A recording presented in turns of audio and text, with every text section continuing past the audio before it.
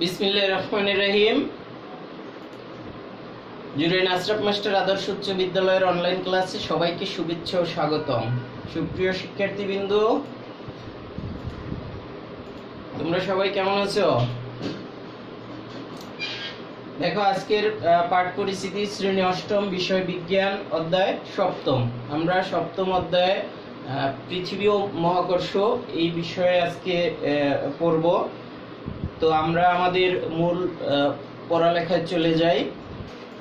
তোমরা সবাই রেডি তো? আচ্ছা, আমরা এখন একটা ভিডিও দেখব। দেখো ভিডিওটায় কি আছে, খুবই মনোযোগ সহকারে দেখবে ভিডিওটা। দেখো ভিডিওটা চালু হচ্ছে, একটু সময় লাগছে।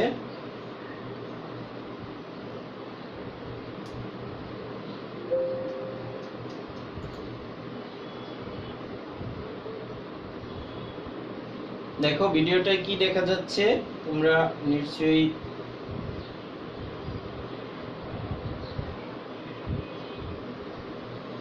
দেখো।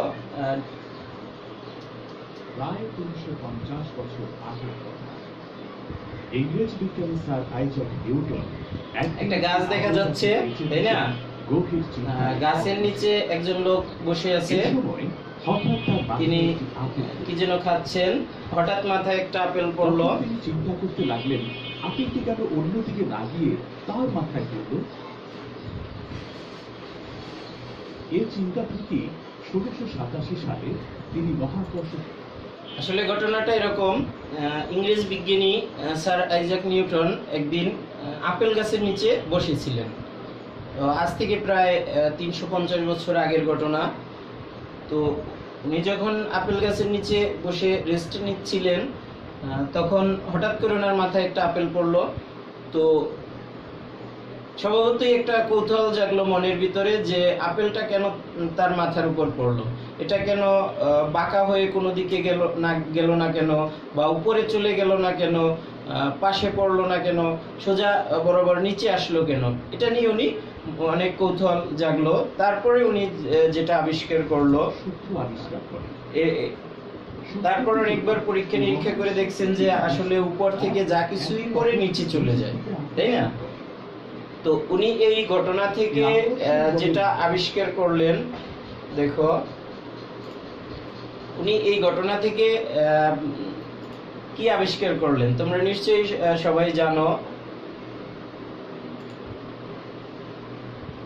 মহাকর্ষ শক্তি আবিষ্কার করছে, তাই না?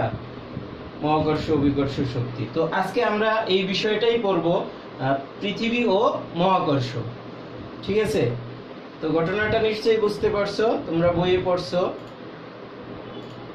তো আমরা কি আজকে কি বিষয়গুলো শিখবো। দেখো, মহাকর্ষ কি এটা জানবে, নিউটনের মহাকর্ষ সূত্র, তারপরে অভিকর্ষ কি, অভিকর্ষ ত্বরণ, এই বিষয়গুলো আজকে আমরা জানবো। কেমন? তোমরা রেডি তো? আচ্ছা, এখানে দুইটা বস্তু দেখা যাচ্ছে, একটা ইট আর একটা পাথরখণ্ড। তো দুইটা বস্তুর ভিতরে কি লক্ষ্য করা যাচ্ছে? এক ধরনের আকর্ষণ বল লক্ষ্য করা যাচ্ছে, যে আকর্ষণ, একটা বস্তু আর একটা বস্তুকে আকর্ষণ করতেছে, এ ধরনের বিষয়বস্তু আমরা উপলব্ধি করতেছি। তো কেন আকর্ষণ করতেছে? তো নিউটন, স্যার আইজাক নিউটন এটাই উপলব্ধি করছে আপেল যে তার মাথায় পড়েছিল সেটা থেকে, যে মহাবিশ্বের যত বস্তু আছে সকল বস্তুই একে অপরকে আকর্ষণ করে।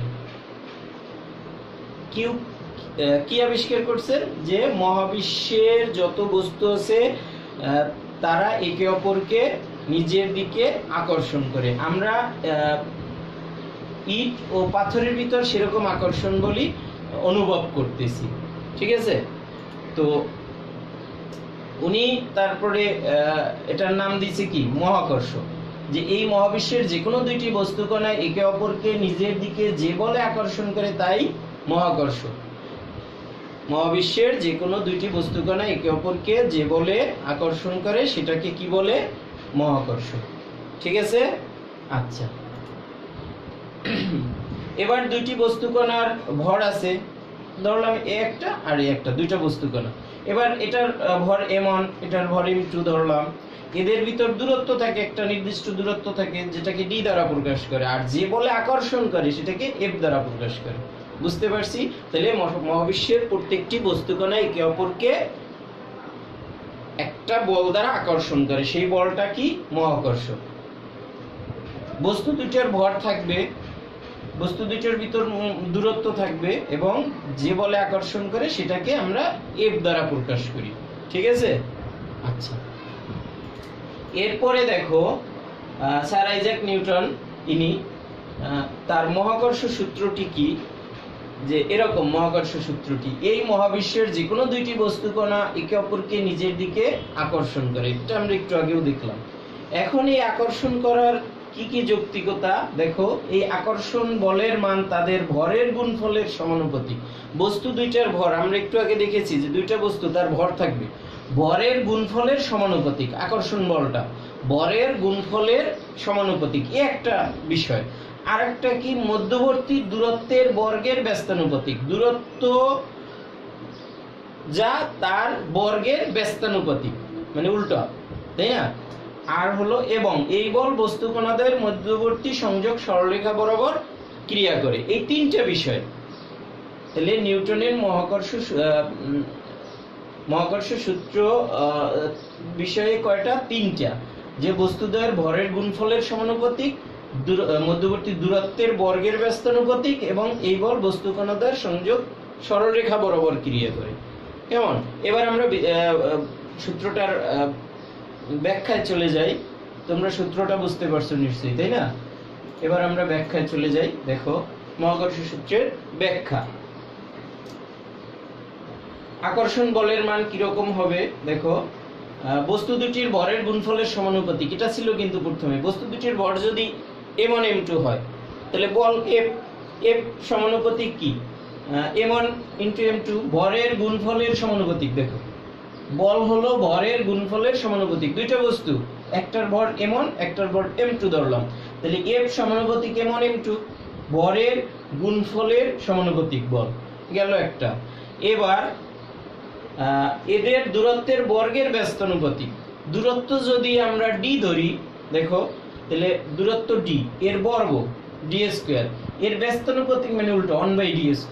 দেখো বল f সমানুপাতিক 1/d², তাই না? আচ্ছা, এদের সংযোগ সরলরেখা বরাবর ক্রিয়া করবে, তাই না? এই যে দেখো m1 ভরের বস্তু, m2 ভরের বস্তু, এদের ভিতর একটা দূরত্ব থাকবে।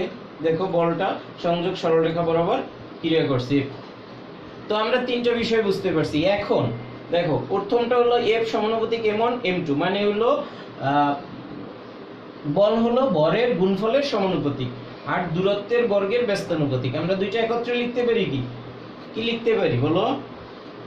আমরা এটা লিখতে পারি কিনা দেখো, f সমানুপাতিক m1 m2/d², ভরের গুণফলের সমানুপাতিক, দূরত্বের বর্গের ব্যস্তানুপাতিক, তাই না? দেখো এই দুইটা মিলে এটা আসে কিনা। এবার যদি আমরা সমানুপাতিককে ভাঙাই, তাহলে সমানুপাতিক f সমান g m1 m2/d², এখানে সমানুপাতিক ধ্রুবক g, যাকে মহাকর্ষীয় ধ্রুবক বলে, তাই না? g ধরলাম আমরা মহাকর্ষীয় ধ্রুবক।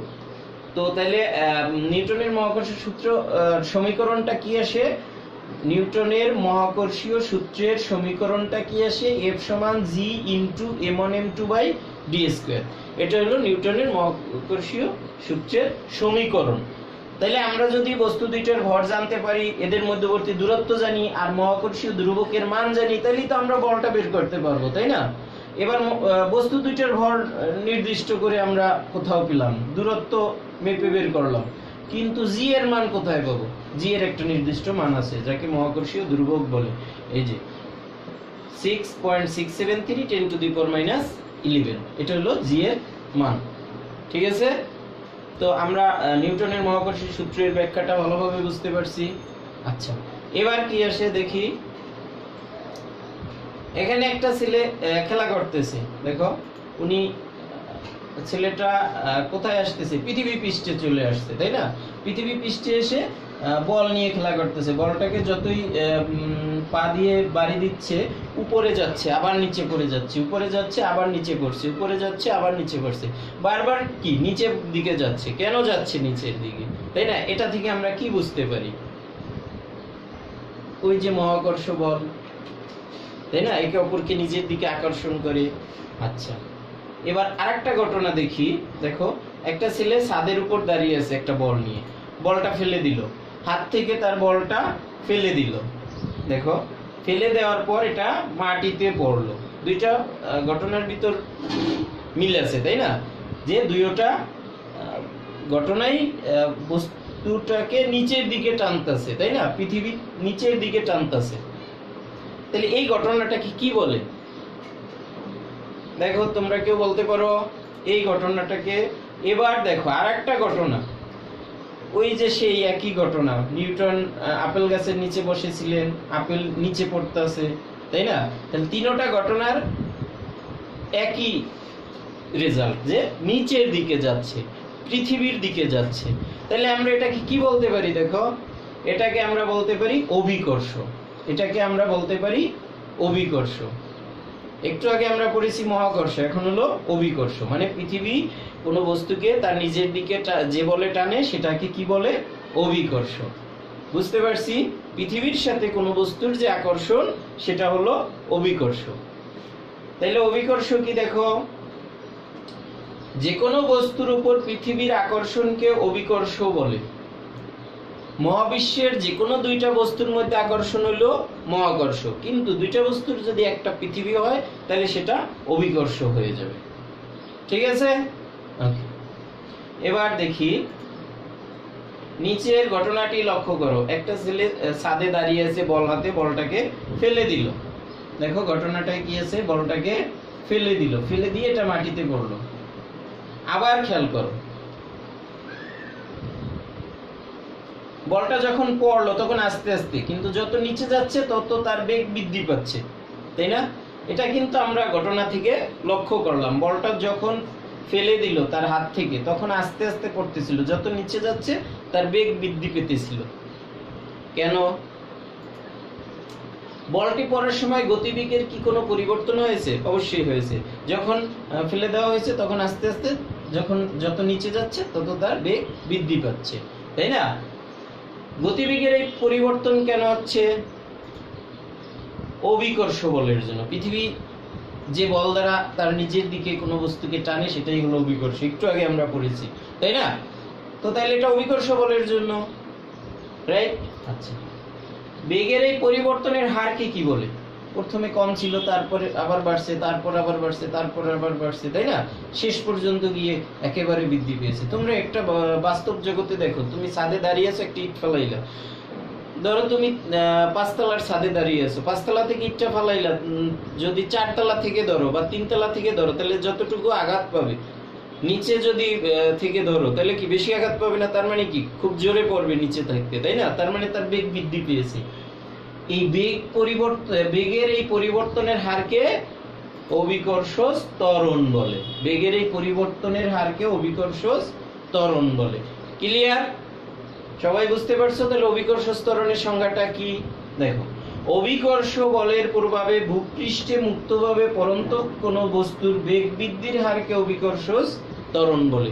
যেহেতু পৃথিবী নিজের দিকে টানতেছে তাহলে অভিকর্ষ বল। অভিকর্ষ বলের প্রভাবে ভূপৃষ্ঠে মুক্তভাবে পড়ন্ত কোনো বস্তুর, মুক্তভাবে মানে বাধাহীনভাবে পড়ন্ত কোনো বস্তুর বেগ বৃদ্ধির হারকে অভিকর্ষ ত্বরণ বলে, যাকে জি দ্বারা প্রকাশ করা হয়, স্মল জি, তাই না?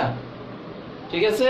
আচ্ছা, এবার এটা একটা পৃথিবী দেখা যাচ্ছে, তাই না? আচ্ছা, একটা ছেলে পৃথিবী পৃষ্ঠে দাঁড়িয়ে আছে, বালকটিকে পৃথিবী কোন দিকে টানছে বলতে পারো? একটু আগে আমরা দেখেছিলাম কেন্দ্রের দিকে। কোথায়? কেন্দ্রের দিকে টানতেছে। এটাই কি? অভিকর্ষ। আচ্ছা, বালকের ভর ধরলাম এম, স্মল এম, আর পৃথিবীর ভর ধরলাম ক্যাপিটাল এম। দুইটা ভর, দুইটা, যেহেতু পৃথিবী একটা বস্তু আর বালকটি তাহলে দুইটা ভর থাকবে, m1 m2 ধরলাম, পৃথিবীর ভর m ধরলাম, বালকের ভর স্মল m ধরলাম। আচ্ছা, এবার পৃথিবীর ব্যাসার্ধ d ধরলাম, তাই না? তাহলে বালকের উপর প্রযুক্ত অভিকর্ষ বল F সমান mg, তাই না? বল F সমান অভিকর্ষ বল F সমান mg, ভর গুণ অভিকর্ষ ত্বরণ, বালকের ভর আর যে বল দ্বারা তাকে টানতাছে অভিকর্ষ ত্বরণ, তাই না? তাহলে অভিকর্ষ বল কত? F সমান mg। আমরা মহাকর্ষীয় সূত্রতে পেয়েছিলাম F সমান কি? এটা পেয়েছিলাম না, gmm/d²। আচ্ছা, তাহলে F এর মান mg এখানে বসিয়ে দেই, তাহলে কি আসে দেখো, mg = gmm/d²। এবার এই বালকের ভর বাদ দিয়ে দেই mm, তাহলে g = কি? gm/d²। তার মানে g হলো মহাকর্ষীয় ধ্রুবক, m হলো পৃথিবীর ভর, d হলো ব্যাসার্ধ, পৃথিবীর ব্যাসার্ধ। এখান থেকে এই সমীকরণ থেকে আমরা g এর মানটা বের করতে পারবো, তাই না? দেখো, সহজ বিষয় একেবারে। আবার দেখো, বালকের ভর m, পৃথিবীর ভর m, ব্যাসার্ধ d, তাহলে বালকের উপর প্রযুক্ত অভিকর্ষ বল F সমান mg। আবার আমরা মহাকর্ষীয় সূত্র, নিউটনের মহাকর্ষ, F সমান gmm/d², তাই না? এবার F, এই যে অভিকর্ষ বল F সমান mg এখানে বসিয়ে দেই, দিলে বালকের ভর m বাদ দিয়ে দেই, তাহলে g = কি? gm/d²। এখান থেকে আমরা অভিকর্ষ ত্বরণের মান বের করতে পারবো। আমরা g এর মান, পৃথিবীর ভর আর ব্যাসার্ধ যদি বসিয়ে দিই, তাই না? আচ্ছা, তো আমরা পরবর্তী ক্লাসে এই জি এর মান, অভিকর্ষ ত্বরণের মান কি সেটা শিখব। আজকে পর্যন্তই। সবাই নিশ্চয়ই ভালোভাবে বুঝতে পারছো। সবাই ভালো থাকবে, সবাইকে ধন্যবাদ, আল্লাহ হাফেজ।